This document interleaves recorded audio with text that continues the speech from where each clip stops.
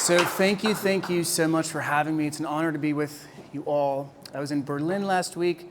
I'm not gonna lie, we like it better here. Don't tell the people in Berlin, okay? Next, a big thank you to the team, okay? Passy, Becca. I don't know if you all know, downstairs there was water damage, and now we're up here and talk about agility, right? And that's the agility that you're all gonna need in this future of work. Now, housekeeping. You see this white piece of paper, okay? And a pen. I promise you it's gonna make sense in about 10 minutes, but there's a really good prize, okay? Second thing, I know, I've learned, okay, and being in Germany plenty of times and speaking, it's gonna be kind of tough to get you all to talk to me, okay? And I'm totally okay with that. So what I want you to do instead is I want everyone to get their thumbs ready, okay? And I want to, if you fully believe in this already, I want you to give me a thumbs up if you think that freelance is the future, if you think that freelance is the future of work. I want you to give me a thumbs up, okay? No, you guys are lying. Okay. If you're on the fence, right? If you're on the fence, you think maybe it's kind of a trend, I don't know. I want you to give me this, okay? And if you think, hell no, which I'm American, I apologize, I don't exactly have the best of whatever you want to call it. I kind of curse a little bit. Sorry, Vincent, just a little bit. But so, if you don't believe in it, hell no, give me a thumbs down. Do we got any thumbs down? No? Okay, I need a little more negative. There, yes, okay. So, this is gonna make sense as we go through. About myself, I'm CEO of a company called Human Cloud. We're an advisory firm at the intersection of technology and work. I have this generic slide. Every executive has a bunch of logos. You either exploit your family or a bunch of logos. I'm gonna exploit logos, okay? Now, what I want to do first is give you a quick summary of what you're sort of in for the next 30, 40 minutes. First, I'm going to tell you why. We're all business people. I'm going to put up stock price. Okay, we're here to make money. Second, I'm going to tell you what to do. I get really frustrated at a lot of conferences when I don't have action, literally right now, or something to show my team tomorrow. Now, the third thing that we're going to do and we're going to talk about is going to be what happens if you don't do anything. You're gonna be like your train system, which I've heard it's not doing too well, okay? Now, I'm gonna make fun of myself. You might be like an American beer. Our beer is horrendous. Now, I was briefed on this, and I'll give you a hint. I believe in the real football, just kidding. But you're gonna have a question tonight, which one you wanna be. Sorry, you hired an American. So listen, I want to start with what I call a tale of two cities, okay? One's going to be a really good city, one's going to be pretty terrible.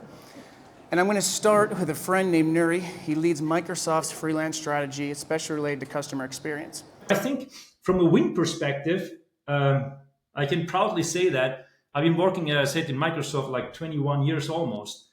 This is the most successful from a KPI perspective, cost efficiency perspective. This is the most successful organization that I've been ever leading in the last 24 to 21 years. Uber, right? They're freelancers.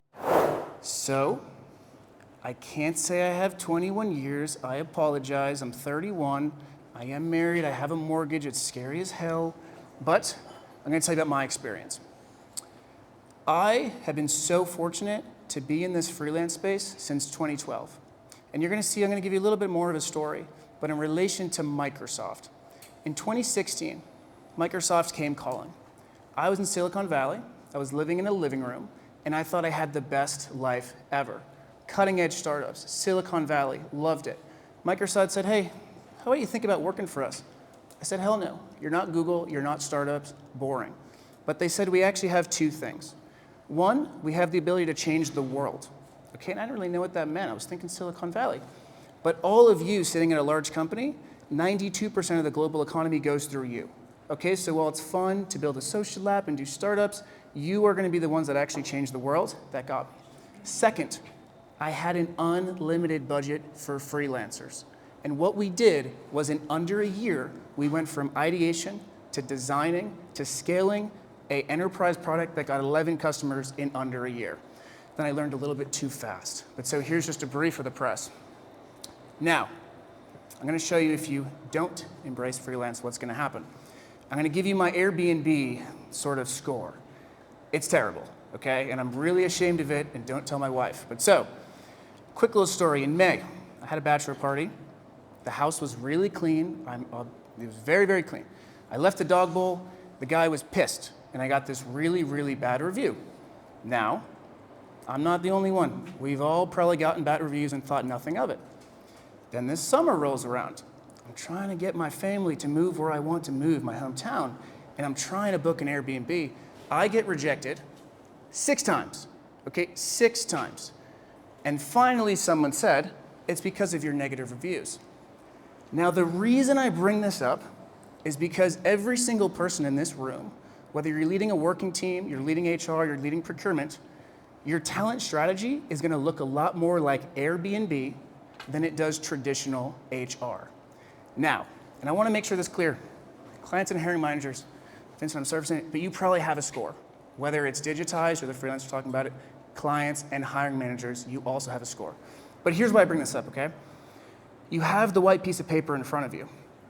It might be easier with you and your team to start out with a fresh white piece of paper.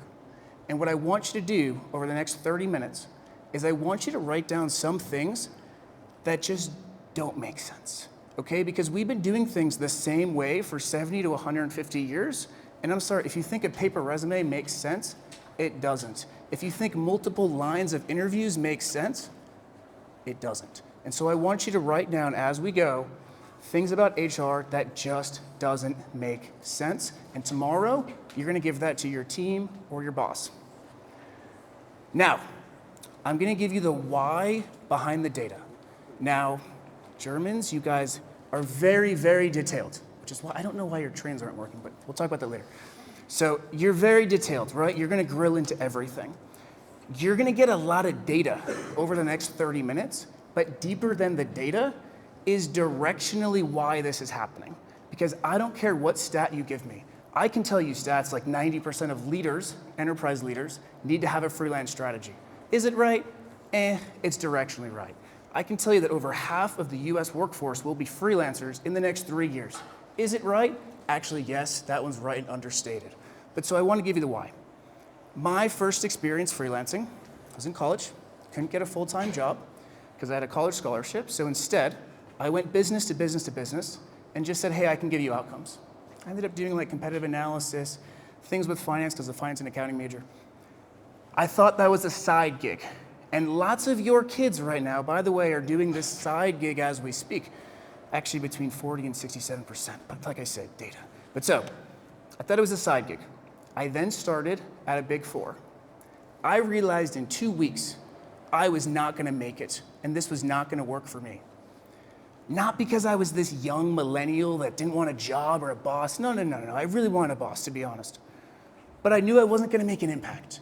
And I'll never forget, one of the managers was an early promotion, and I asked why. Who wants to guess? It was because the first manager left. That was crazy to me. I assumed it was because of the outcomes and the impact that person had made. So that's when I learned freelancing.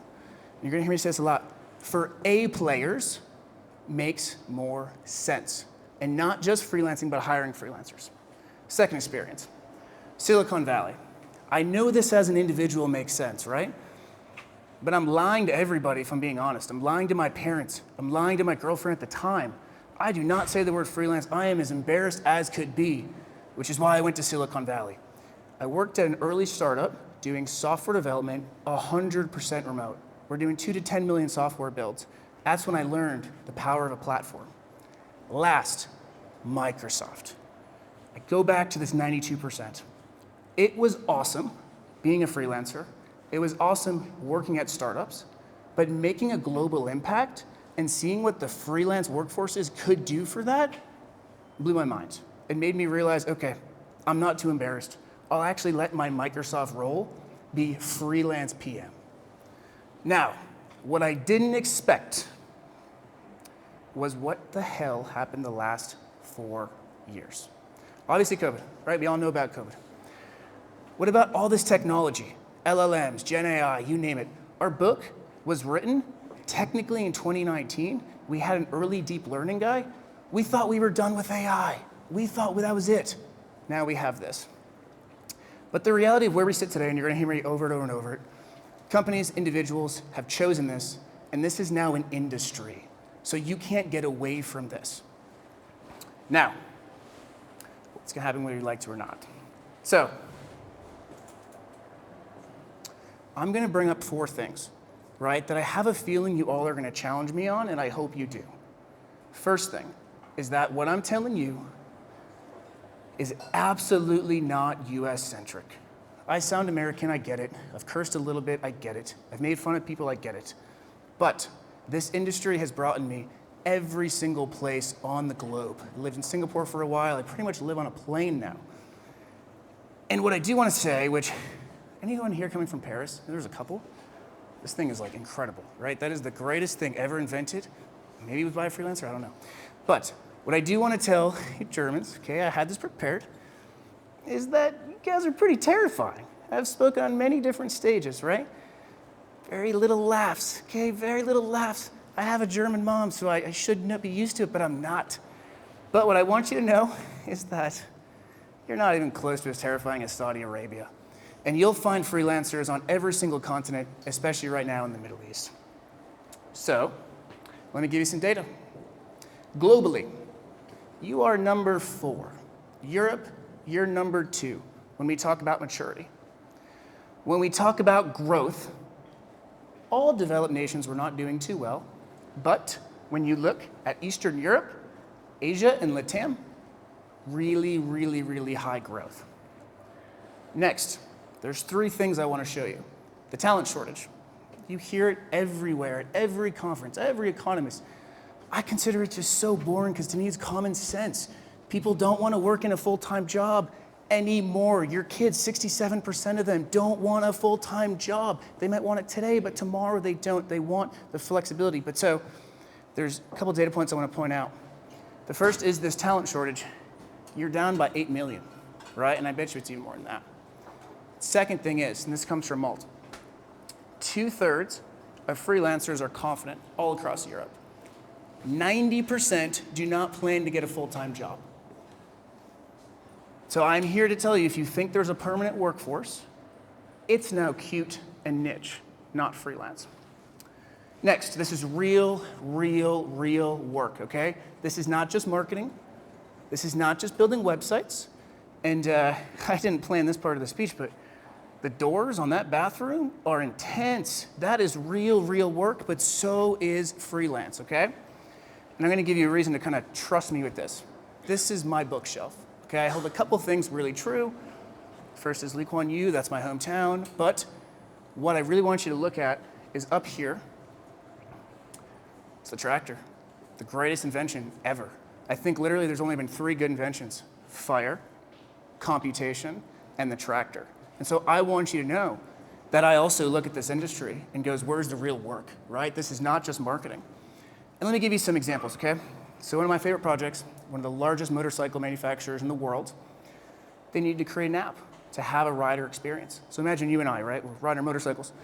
We want to ride together, so we got to have the same location. Or let's say he went last week and I want to do his trail. He needs to give me an app for that. But this company is located in not exactly where software developers are going to move to. Okay, it's not in Silicon Valley. They didn't say no. They leaned into 30 plus developers, data scientists, PMs, you name it, all around the world. Okay, and this is a motorcycle company. And last, the reason you see Japan. One of the bottlenecks for all the existing consultancies, because this was tried prior, right? This is not their first time doing this. This was tried. They could not find a Bluetooth engineer that was also a motorcycle hobbyist. They had to go all the way to Japan. It was not in their backyard. So if you don't believe motorcycles in the US, I told you not US-centric, I'm a hypocrite. Well, we always bring up NASA, right? NASA says if you want to look at the future of work, you have to look at the freelance economy. If you don't believe NASA, our armed forces, Navy, Army, military, you name it, they've built a freelance marketplace. They would say, hey, we have to win the war for talent. I would agree. Last, told you I'm not totally a hypocrite. Here's the European examples, and this is specifically from Malt. And by the way, they gave this to me in under 3 days. Okay, so what if you needed that Bluetooth engineer in under 3 days? It's more like 3 to 12 months. But so, installation of 7 industrial burners at a steel plant in Belgium. It's not a website or marketing. Next, Entering the energy storage market, specifically UK and Germany from a Chinese company. That's real, right? Next, this works for oil tankers and race cars. Listen, who here is working at a large enterprise? Don't have to give me hands. I know we don't like to give hands, but that's fine. There is nothing that I hold more dear than my Microsoft backpack. The reason is because when I started in Silicon Valley, which I loved, I was struggling to have maybe $1,000 to $3,000 monthly of a budget to hire freelancers for. It was tough. When I went to Microsoft, I had a massive distribution channel and I had unlimited budget, which I thought was it was less than $100,000, okay? And so if you give your employees the startup mindset, meaning being scrappy, innovating, really loving your users, with the enterprise budgets and distribution channels, literally unstoppable. Last thing, okay? As you can tell, I'm not an economist. If I had to say I had a skill, pretty decent product manager, okay entrepreneur, really good at knowing how to get freelancers to build stuff, right? I actually sold my last company to a German company. Learned the hard way culture, okay, but I digress. If somebody tells you they know what's gonna happen over the next year, they're totally lying to you. I don't know, you don't know, but we need a plan for not knowing. We're gonna play a little fun game. Remember when? This was COVID. Pretty things we tried to put on our face, right? Here's a funnier one to me though. Anyone predict that? Crypto and FTX would be a total scam? I was living in Miami at the time. They named it FTX Arena, right? Next, anyone know what this is? Silicon Valley Bank? I had Silicon Valley Bank. I had my checking, my savings, because I started there, right? And over 80% of founders had their money in Silicon Valley Bank. I didn't think my bank would go under in 2023. That's insane. Next, we're gonna go through some quick things. If you bought this, I'm just gonna make fun of you. But in Europe, I know you guys love to protest. For the Parisians that I showed you, the beautiful croissant, I can't fly through there without a protest. There's probably gonna be one tomorrow, but so listen, you can't predict what's gonna happen. What I do know though, and what I will go to the grave knowing, is that this is an aqueduct strategy. What I mean by that, you're not building cute little incrementally better HR processes. Malta's not a cute little HR tech solution. This is a fundamentally different, better way to rewire work. And what you work on today, your predecessors will end up working on. This is a 50-year out aqueduct strategy. So now we're actually gonna get into what the hell is freelance and what are leading companies doing. So I'm gonna start with vision. I promise you I'm sticking to the data here, okay? You'll see there's one area that I'm gonna get a little above and I'll tell you. But so, this is what we think, right? It's gonna be a world without work. ChatGPT, Copilot, they're gonna do everything. Okay, maybe there might be work, but it's gonna be like Uber, right? We're all gonna be Uber drivers. Or, yeah, I'd like to freelance. I can sit on a beach, work 4 hours, right? Sounds pretty good. That's all total crap. Instead, the reality is freelance is here today and it looks rogue. So I want you to look at this box, okay? If it was in the US, it'd have a cute curve, but like I mentioned, German, it's in the box. And it's inside the box. This is not happening outside of your contingent talent spend. If we look at your budgets, most likely, $1 to $5 billion is going to your contingent talent program. 50 to 75% of that is not properly managed. 5 to 10% of that is most likely freelance related. And so we always say, one of the first things you can do, and write this down on this piece of paper, check the corporate card statements. Search all the different various freelance platforms. You're gonna find them, they're gonna be there. Now tomorrow, right, and I'm calling it 2030, but tomorrow, work is literally just rogue's gonna become the reality, and I'm gonna go in for 80% of work, not all of work, okay? Now, what's important for you all, and I think this is one of the most important points, is what does this do to leadership, right? Like, let's get really, really, really tactical about what really matters, which is how to be better for your customers, how to ship product, how to win market share, and you need good leadership. But so, we all know this, right? Tomorrow, the future leader needs to tap into networks and lead by influence. You don't tell freelancers, do exactly this, and this. If you do, It's pretty dumb. Instead, you give them the goal, and you let them use their expertise. But so this is what the future leadership looks like. And now I'm going to do, this is the only thing that I'm going to go out on a limb, and I'm going to say this is what I believe, and the data would say, okay, it's direction correct, but I'll give it to you. This is what you can grill me on. I believe that you see a lot of stuff talking about the one-person billion-dollar company, right? I think that's cute. But I think the reality is the future companies, you still can just have one box of pizza. And for any of you way too overeducated MBAs, you've read multiple case studies on how Bezos' leadership principle is you can do anything with one box of pizza. I actually think he's pretty damn true when it comes to this. And I'm not saying, and the 6 people, you got a CEO, you got a CMO, CSO, you got a chief procurement officer, chief CTO. We got lawyers, we got HR. HR people, you're not going away. Lawyers, definitely not going away. But to me, that's the only crazy thing I'll tell you tonight. Now, I want to define what is freelance. And I'm going to go with the boring definition, and then what you can tell your team. Boring. If the supply side is self-employed, if they have chosen to be self-employed, and the mediation is digital first, the sourcing, the onboarding, the paying, call it freelance. That's it. But to tell your boss, to tell your team, and even to tell your customers, it's just Salesforce for work. It's not that new. And Malt's CMO, you guys are pretty lucky. You can probably talk to him tomorrow if you want. He was an ex-VP over at Salesforce. So I asked him, what's your take? And he said, the shift to freelance is no different than the early stages of the shift to cloud computing. Now, who has seen this quote, right? Software is eating the world from Andreessen, right? And listen, I'm going to give you a little bit of confidential data. I'm not going to tell you who. We've been trying to acquire companies and make the Uber for work since 2016, okay? So I understand that software is eating the world. Some of you are saying, where's talent?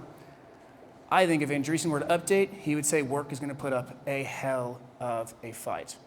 And I'm going to show you why, because we're going to drill deep into the software that's actually required to run a freelance network. But first, I'm going to tell you about the software we use or the process we use for traditional work. These two, they look the same, right? Different color badges, but pretty much the same contractual structure. Then we throw all these layers when we want to make it external. We got procurement, we got your staffing, we got your VMS, we got your MSPs, we got your EOR, you got all these layers. And freelance literally just says, this person that's working at Deloitte, Bain, McKinsey, or Microsoft, the company you want to hire, you can connect with them directly. Why do you need all these layers? That's literally it. And I'm not going to tell you this is free. Probably 35% plus, a hell of a lot cheaper. And there is a massive, massive breakthrough when we look in 4 areas. The first is a recruiter. Why are you doing that? Tap into digital networks. Have a recruiter that's augmenting your search, not the central point. Next, an arm's length relationship, meaning you hire that vendor, you hire that consultancy, you don't know who's doing the work. I can tell you at Human Cloud, a lot of times if it's freelance related, we'll get hired from the big ones, and then the college grad will get all the credit, and they'll 10x it up.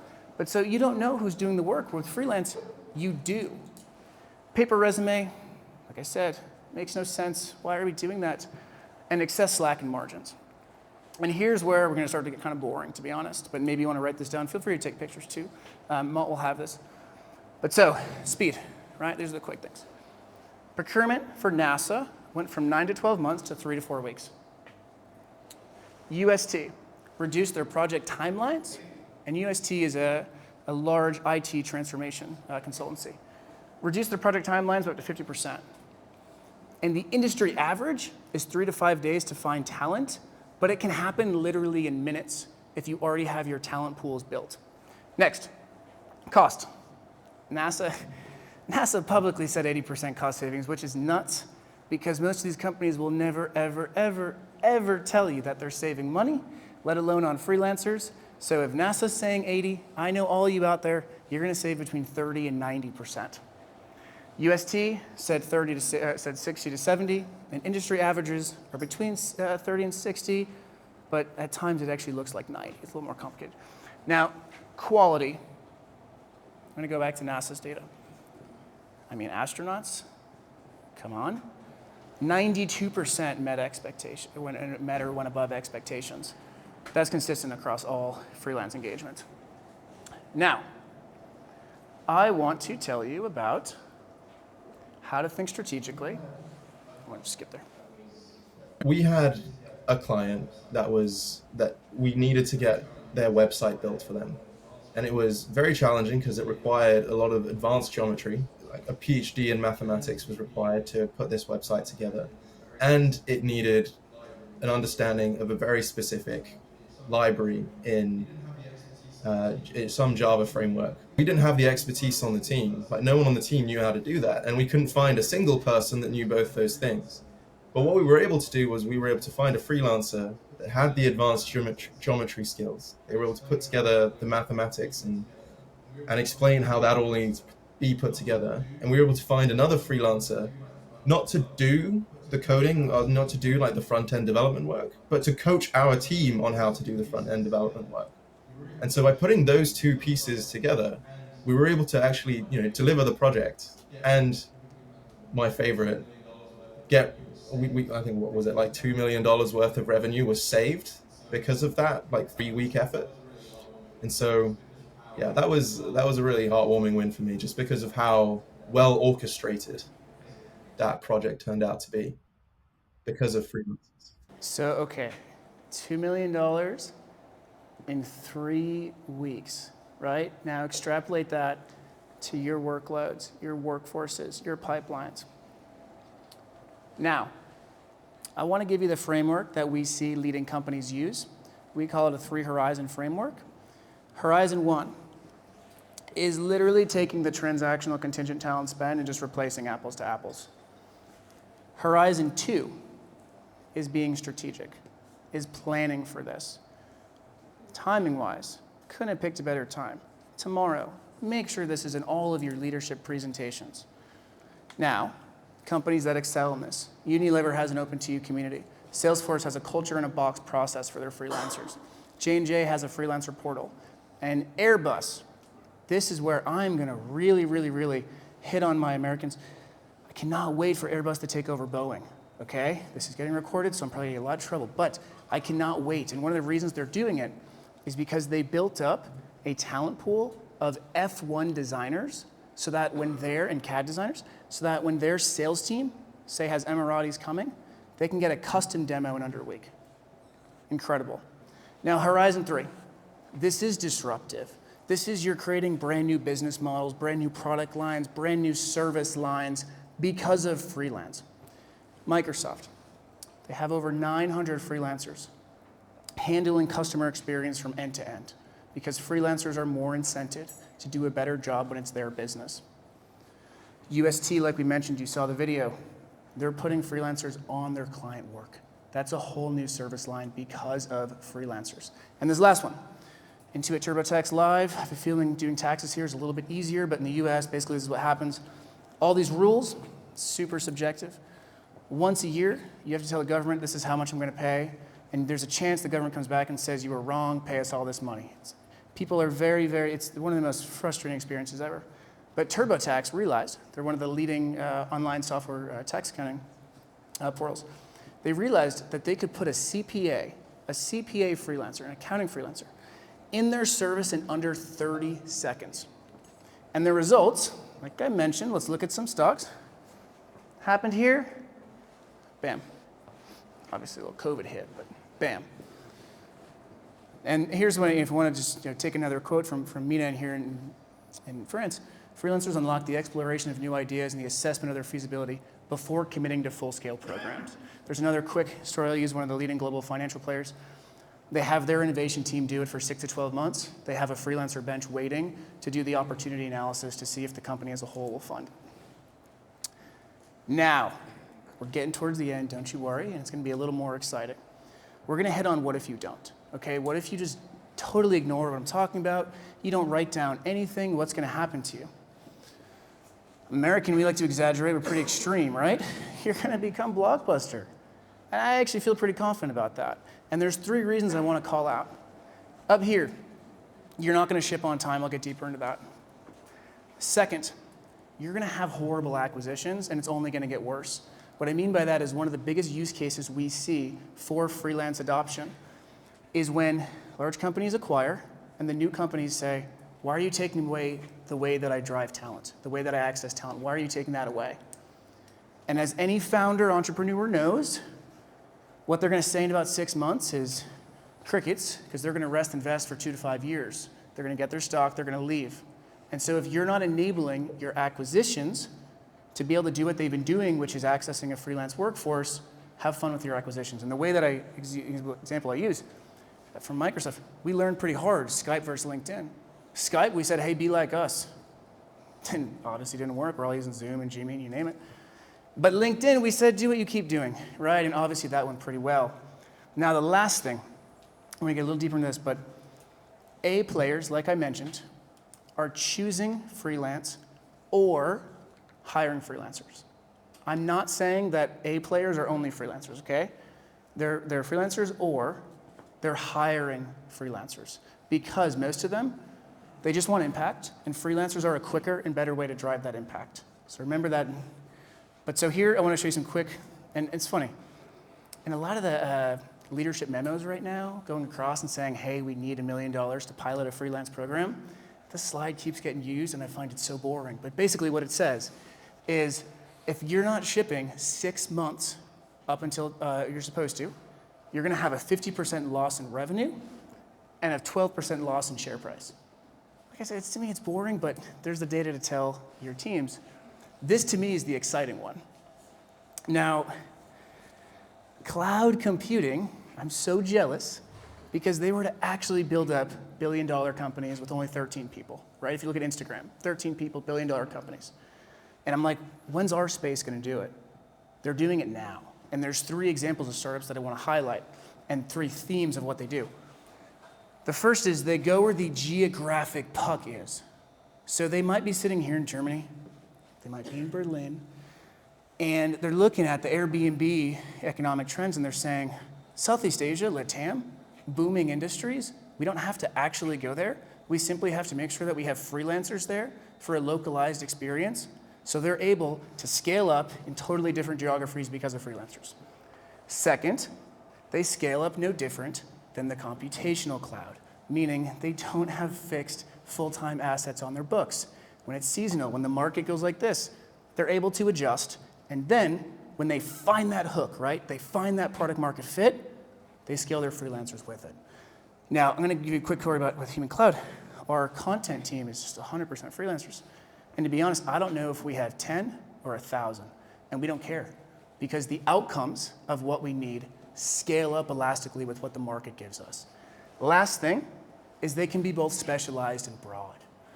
One of the biggest trends we're seeing is, you can call it fractional, but think about that 15+ year VP, executive, honestly, CEO, CMO, and these startups can tap into them at a fraction of the cost. And here in Europe, you call it interim. In the US, we call it fractional. In Singapore, they call it fractional. That's an incredible way to disrupt you. So if you're not shipping on time, it's not just you're gonna lose money, you're getting disrupted by startups right now. Now, here's the last big aha, okay? To me, this is the scariest thing. One, you're gonna get stuck with B players, okay? Like I mentioned, I like the real football, no, I was kidding. But here's the leap I need y'all to make. So the first is the computational cloud, right? If you weren't early, that's fine. You just use AWS, use Azure, use Salesforce. Nothing really happened to you. If you don't lock into the human cloud, you'll literally be locked out of talent. And the reason that I say that is because good talent, good freelance talent, honestly, they're no different than your best employees. They don't want to work on a different gig every day. They want to work with the same clients. And if you look at the best freelancers, they do it, one, for impact, but they have 2 to 5 clients and they work with them for the rest of their life. So if you're not building up a bench right now of good freelancers, you're going to be locked out. Now, here's just some quick learnings. This is where you literally want to write this stuff down. This is just 12 plus years of getting my ass kicked in this space, what I wish someone told me when I was sitting in your seat. The first thing is think simple, but think specific. Your alumni groups. Why don't you have an alumni freelancer pool? Why are people leaving? Why don't they go straight to a freelancer alumni pool? That makes no sense to me. Be very, very specific. Third, projects that you keep delaying or put on the shelf. Just copy and paste them into a freelance platform. Be simple and specific. Second, push your partner. Platforms like Malt, they're a partner. Okay, this is not just another vendor. You don't just have a vendor strategy, try to get the cheapest price possible, and then tell them to do what you want. This is a partnership. And with that said, do ride them. Ride them to help you with workforce planning. Ride them to help you create the best job descriptions. Ride them like a partner. Third, be bold. You might have to unlock $1 million to $10 million of investment into this. And you might have to say things like, what if we got rid of the concept of utilization and retention in its entirety? I'll give you a hint. Food brand based in Switzerland. Hopefully you guys don't know what that means. But they looked at their marketing department and said, hey, this specific area, we have a 3.7 month retention rate. Ouch, right? Ouch. Well, what if we tried freelance now? We got nothing to lose. 3.7 month retention rate. So be bold. Next, things like, sorry HR, but what if you didn't need HR procurement? I would change that to what if you can be strategic. But so be really bold. Fourth, freelancers are partners, not temps. They're not doing this. They don't want a contract to hire. They're not temporary. They are your partners. Look at them as such. Fifth, prioritize this as part of your talent strategy. I'm actually going to argue you go above, but prioritize this as part of your talent strategy. If you don't, I can promise you, there's a couple, not just one, business leaders ready to take the baton and do what you were supposed to be doing. It might be your CMO. It might be a director in marketing with a $20 million budget who ends up leading the freelance strategy if you don't.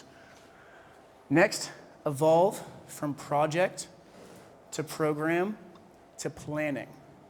Project, go throw it at a platform. Make Malt really over-deliver for you. But then, build a program. Don't just do this once. Get everyone involved. Get procurement, get HR. Get people not just in your location. Get the US, get LATAM. Build a program and then plan. Don't sit here next time this year going, I wish we had this in the planning. Do it right now. Last, check the corporate card statements. I promise you, you're gonna see a lot. And don't get mad at the employees that did it. So, quick things. Malt's gonna have this. Here are like 3 projects that I personally love. One is design an executive keynote by interviewing me for an hour, researching data points, and creating net new diagrams. We all can do that, right? Next, write a business plan and go to market for how we can have a freelance play. If you're a consulting company or if you're a fintech, maybe there's a freelance play here. No matter what it is, there's a freelance play. Third, convert my last keynote into a 1,200-word article. ChatGPT might be able to do it. I promise you a freelancer is better. Now, okay, for you. So, a quick little summary, okay? And then I have a quick thing, and you're going to see why I have a little gift.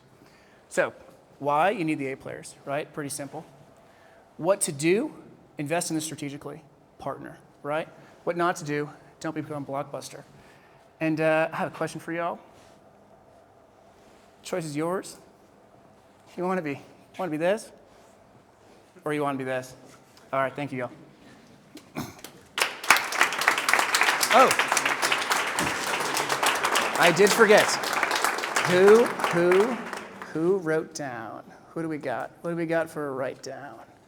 God, I'm just going to throw it at someone random because in the US we throw t-shirts in the crowd and they love it. I got this, okay? I got this. So whoever didn't write down, sales team, go give it to whoever you want. Okay. Thanks for having me. And I'll do some questions before we do the panel too.